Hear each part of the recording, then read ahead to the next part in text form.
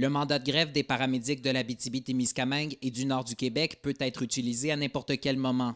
La mesure a été approuvée par 95 des membres et fait suite à une proposition de Québec jugée décevante par le syndicat en février dernier. Ils nous ont fait une offre qui était très ridicule, qui nous faisait reculer dans notre pouvoir d'achat de 5.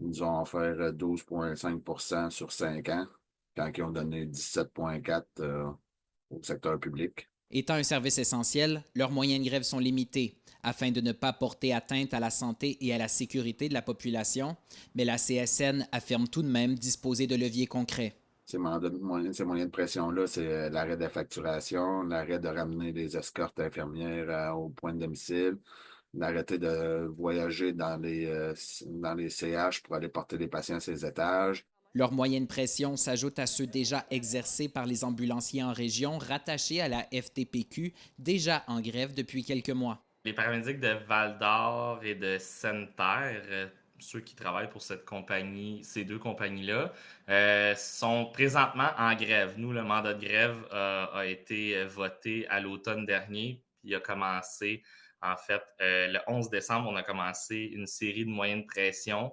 Les paramédics en région, affiliés à la FTPQ, continuent activement leurs mesures de grève jusqu'à une proposition satisfaisante de la partie patronale, alors que ceux rattachés à la CSN sauront à la fin du mois si les membres votent pour la grève dans l'ensemble de la province.